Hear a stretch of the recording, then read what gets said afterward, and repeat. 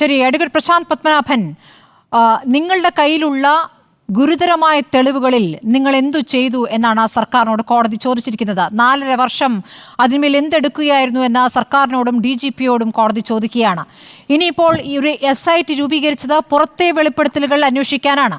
അതായത് ഹേമ കമ്മിറ്റിക്ക് അകത്ത് പറഞ്ഞിരിക്കുന്ന വെളിപ്പെടുത്തലുകളിൽ അന്വേഷണം നടത്താനല്ല. അതിൽ അന്വേഷണം നടത്തണമെങ്കിൽ അതിൽ ആരോപണം ഉന്നയിച്ച ഓരോരുത്തരും വീണ്ടും വീണ്ടും പോയി പരാതി കൊടുക്കണം. അതാണ് മുഖ്യമന്ത്രി ഇന്ന് രാവിലെ പോലും ആവർത്തിച്ചത്. പക്ഷെ അങ്ങനെയല്ല കോടതി പറയുന്നത്. SIT ഇപ്പോൾ പുറത്തെ വെളിപ്പെടുത്തലുകൾ അന്വേഷണം നടത്തിയാൽ പോരാ, ഈ റിപ്പോർട്ടിൽ പറയുന്ന ഗുരുതരമായ കുറ്റകൃത്യങ്ങളിൽ കൂടി അന്വേഷണം നടത്തണം. ആ റിപ്പോർട്ട് എപ്പോൾ കൊടുക്കണം? 2 ആഴ്ചയ്ക്കുള്ളിൽ. ഇന്നു മുതൽ എണ്ണുകയാണ് കോടതി ദിവസം. ഇന്നു മുതൽ 2 ആഴ്ചയ്ക്കുള്ളിൽ റിപ്പോർട്ട് നൽകണം. കോടതി നിരീക്ഷിക്കുന്നുണ്ട്. കോടതിയുടെ നിരീക്ഷണത്തിലായിരിക്കും ഇനി മുന്നോട്ടുള്ള ഓരോ ചുവടും. അതിശക്തമായ പ്രഹരമല്ലേ സർക്കാരിന് കോടതിയിൽ നിന്ന് ലഭിച്ചിരിക്കുന്നത്? അഡ്വക്കേറ്റ് പ്രശാന്ത് പത്മനാഭൻ, ഈ ഹേമ കമ്മിറ്റി റിപ്പോർട്ട് പുറത്തു വിടരുതെന്ന് ജസ്റ്റിസ് ഹേമ തന്നെ ഒരു ലെറ്റർ എഴുതി എന്ന് പറഞ്ഞത് മുഖ്യമന്ത്രിയാണ്. ആ വാദം സത്യമല്ല എന്ന് തെളിഞ്ഞിരിക്കുകയാണ്. ഹൈക്കോടതിയിൽ ഈ ഒരു വാദം ഉന്നയിച്ച ഗവൺമെന്റ് തടിതപ്പാൻ നോക്കിയപ്പോൾ ഹൈക്കോടതി അതിനെ ശക്തമായിട്ട് വിമർശിച്ചു. അതിൽ ഇവിടെ സാമാന്യ ബോധമുള്ള ആർക്കും ഒരു സംശയം ഉണ്ടായിരുന്നില്ല. ഇതുപോലെ ഒരു കുറ്റകൃത്യം ഒരു റിപ്പോർട്ടിൽ സർക്കാരിന്റെ സമക്ഷം വരുമ്പോൾ അതിൻ്റെ തുടർ നടപടി ഉണ്ടാകണം എന്നുള്ള കാര്യത്തിൽ അത് ആകെ അതിലൊന്നും വേണ്ട എന്ന് തീരുമാനമെടുത്ത സർക്കാരാണ്. ഹൈക്കോടതി വിധിയിൽ എഴുതിയിട്ടുണ്ട്. ഈ റിപ്പോർട്ട് കൈ കിട്ടി സർക്കാർ എന്ത് ചെയ്തു? സർക്കാർ DGPക്ക് കൈമാറി. DGP അത് കൈവച്ചുകൊണ്ടിരുന്നു. അതിൽ ഇതുവരെ ഒരു ആക്ഷനും എടുത്തിട്ടില്ല എന്നുള്ളത് ഞങ്ങളെ അത്ഭുതപ്പെടുത്തുന്നു എന്നാണ് ഹൈക്കോടതി എഴുതിയിരിക്കുന്നത്. ഇതിനപ്പുറം വലിയൊരു ഒരു സർക്കാരിന്റെ മേലുള്ള ഒരു അത്ര വലിയൊരു ഒബ്സർവേഷനാണ് ഹൈക്കോടതി ഇടക്കാല വിധി എന്നാണല്ലോ പറയുന്നത്. അപ്പം ചിലരൊക്കെ ഇതിനെ സർക്കാരിനെ ന്യായീകരിച്ചുകൊണ്ട് പറയുന്നത് കണ്ടു. അത് ഓറൽ ഒബ്സർവേഷനാണ്, ഇടക്കാല വിധിയാണ്. ഇടക്കാല വിധിക്കെതിരെ സുപ്രീം കോടതി, ഇത് ഹൈക്കോടതി ഈ രാജ്യത്തെ അവസാനത്തെ കോടതിയാണ്. ഇതില് അതിന് വളരെ അപൂർവമായിട്ടുള്ള കേസുകളിലാണ് സുപ്രീം കോടതി ഇടപെടുന്നത്. ഹൈക്കോടതിയിലെ ഇടക്കാല വിധി അത് ഒരു ഫൈനൽ ഓർഡറിന്റെ രീതിയിലാണെങ്കിൽ മാത്രമേ സുപ്രീം കോടതി ഇടപെടുകയുള്ളൂ. ഇപ്പോൾ ഹൈക്കോടതി ഡിവിഷൻ ബെഞ്ച് കൊടുത്തിരിക്കുന്ന ഈ വിധി സർക്കാരിന് ബാധകമാണ്. ഇതനുസരിച്ച് അവര് അടുത്ത നടപടികളിലേക്ക് മുന്നിട്ടിറങ്ങാൻ ബാധ്യത വന്നിരിക്കുകയാണ്. നേരത്തെ എന്തുകൊണ്ട് ചെയ്തില്ല എന്നുള്ള ചോദ്യത്തിന് ജനങ്ങളത് ചോദിക്കണം. കാരണം സാധാരണഗതിയിൽ ഒരു ക്രൈം കമ്മിറ്റ് ചെയ്ത് കഴിഞ്ഞാൽ ഒരു കോഗ്നൈസബിൾ ഒഫൻസ് ആണെങ്കിൽ അത് കണ്ടു നിൽക്കുന്നവരോ അല്ലെങ്കിൽ അതിനെപ്പറ്റി വിവരം കിട്ടുന്നവരോ പോലീസിൽ അറിയിക്കാനുള്ള ബാധ്യതയുണ്ട്. പ്രത്യേകിച്ച് പോക്സോ കേസ് ഉണ്ടെങ്കിൽ അത് അറിയിക്കാതിരിക്കുന്നത് ഒരു കുറ്റകൃത്യമാണ്. അറിയിക്കാൻ ബാധ്യതയുള്ളവരുണ്ട്. അറിയിക്കാൻ ബാധ്യതയുള്ള എവിടെയാണ്? ഒരു തൊഴിലിടത്ത് നടക്കുകയാണെങ്കിൽ അവിടുത്തെ അതിൻ്റെ മേലധികാരിക്ക് അതിനുള്ള ബാധ്യതയുണ്ട്. തൊഴിൽ തേടി വരുന്ന ഒരു സ്ത്രീയെ സെക്ഷലി അബ്യൂസ് ചെയ്യുകയാണ് അല്ലെങ്കിൽ അതിനുവേണ്ടി ഉപയോഗിക്കാൻ ശ്രമിക്കുകയാണെങ്കിൽ അതിനൊരു നിയമമില്ലല്ലോ എന്ന് ഹൈക്കോടതി ചൂണ്ടിക്കാണിച്ചു. ഈ നിയമങ്ങൾ അപര്യാപ്തമാണ്.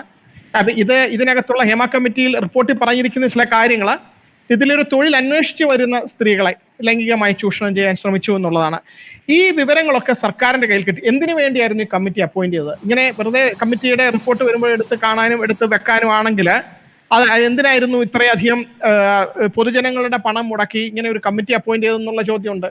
സർക്കാർ ഇത്രയും തന്നെ ചെയ്യാൻ ബാധ്യസ്ഥരാകുകയായിരുന്നു. നേരത്തെ ഇത് സൂചിപ്പിച്ചതുപോലെ വിവരാവകാശ കമ്മീഷന്റെ ഒക്കെ ഓർഡർ വന്നതിന് ശേഷമാണ്. അതുവരെ അവര് കഴിവതും മറച്ചു വെക്കാൻ ശ്രമിക്കുകയായിരുന്നു. അപ്പോഴുള്ള ചോദ്യം, ഒന്നുകിൽ ഈ കുറ്റകൃത്യത്തിലെ ഭാഗഭാക്കാണോ സർക്കാരിന്റെ ഏതെങ്കിലും ആളുകൾ അല്ലെങ്കിൽ അതിന്റെ ഭാഗമായിട്ട് സർക്കാരിന്റെ ഭാഗമായിട്ടുള്ള ഏതെങ്കിലും MLA ആരെങ്കിലും ഇതിനകത്ത് ഈ കുറ്റകൃത്യങ്ങളുടെ ഭാഗമാണോ, അല്ലെങ്കിൽ ആരെങ്കിലും സഹായിക്കാൻ വേണ്ടി കൂട്ടുനിന്നതാണോ? അതായത് കുറ്റകൃത്യങ്ങൾ നടക്കുമ്പോൾ സാധാരണ ഒരു കേസിലാണെങ്കിൽ അക്കംപ്ലീസ് എന്ന് പറയും.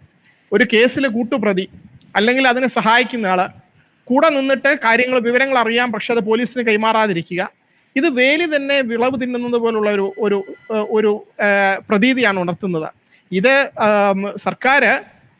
സർക്കാരിന്റെ പ്രാഥമികമായിട്ടുള്ള ഉത്തരവാദിത്വം ലോ ആൻഡ് ഓർഡർ ആണ്.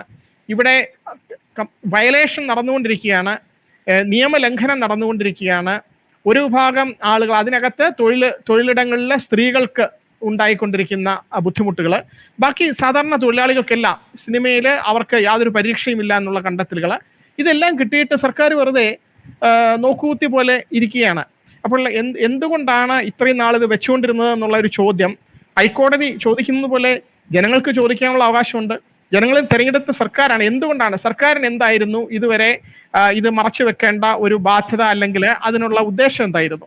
ഇപ്പോൾ നേരത്തെ ഇതിനിടയിൽ ന്യൂസിൽ കാണിച്ചതുപോലെ ഒരു രാഷ്ട്രീയമായിട്ടുള്ള ഒരു ആരോപണം വന്നപ്പോൾ മുഖ്യമന്ത്രി പെട്ടെന്ന് ആക്ഷൻ എടുത്തു എന്ന് കാണിക്കുന്നു. ഇതുപോലുള്ള കാര്യങ്ങൾ ഇതിന് രാഷ്ട്രീയ പ്രത്യാഘാതങ്ങൾ ഇല്ലെന്ന് കരുതിയിട്ടാണോ? സാധാരണക്കാരുടെ പ്രശ്നങ്ങൾ അല്ലെങ്കിൽ ഈ സിനിമയിലുള്ള സ്ത്രീകളുടെ പ്രശ്നങ്ങൾ ഉയർത്തിക്കൊണ്ട് വരുമ്പോൾ ഒരു പുരുഷ മേധാവിത്വത്തിൽ ഭരണം കൈയാളുന്ന ഒരു വിഭാഗം ആളുകൾക്ക് അതൊരു വലിയ പ്രശ്നമായിട്ട് തോന്നാത്തത് എന്തുകൊണ്ടാണ്? ഇത് ഈ ഒരാഴ്ച കൊണ്ട് PV അൻവറിന്റെ ആരോപണങ്ങൾക്ക് മുന്നിൽ അതിന് തുടർ നടപടികൾ വന്നെങ്കിൽ 4.5 വർഷമായിട്ട് ഈ റിപ്പോർട്ട് കയ്യിൽ കിട്ടിയിട്ട് ഗവൺമെന്റ് എന്ത് ചെയ്യുകയായിരുന്നു? അല്ലെങ്കിൽ തൊഴിലാളികളുടെ ഒക്കെ തൊഴിലിടങ്ങളിലെ സുരക്ഷ ഉറപ്പാക്കുമെന്ന് പറഞ്ഞ് അധികാരത്തിലേറിയ ഒരു ഗവൺമെന്റ് എന്തുകൊണ്ടാണ് ഇങ്ങനെ നഗ്നമായിട്ടുള്ള ഈ തൊഴിലിടങ്ങളിലെ ചൂഷണങ്ങൾ കണ്ടിട്ട്, സ്ത്രീകൾക്കെതിരെയുള്ള അക്രമങ്ങൾ കണ്ടിട്ട് അവർ തന്നെ നിയോഗിച്ചൊരു കമ്മിറ്റി, ശരിയാണ്, ഇന്ത്യയിൽ ആദ്യമായിട്ടൊരു കമ്മിറ്റിയെ നിയോഗിച്ചു, എന്നിട്ട് എന്ത് ചെയ്തു? ആ കമ്മിറ്റിയുടെ റിപ്പോർട്ട് കിട്ടിക്കഴിഞ്ഞിട്ട് ഗവൺമെന്റ് ഇതുവരെ എന്ത് ചെയ്തു? അതാണ് കോടതി ആവർത്തിച്ച് ചോദിച്ചത്. ഏതായാലും ഏറ്റവും പ്രധാനപ്പെട്ട ചോദ്യം അത് തന്നെയാണ്. പക്ഷെ അത് സ്വകാര്യത സംരക്ഷിക്കാൻ, ഇരകളുടെ സ്വകാര്യത സംരക്ഷിക്കാൻ എന്ന വാദമാണ് സർക്കാർ ആവർത്തിച്ച് ഉയർത്തിയത്. അതിനാണ് കോടതിയിൽ നിന്ന് അടിയേറ്റിരിക്കുന്നത്.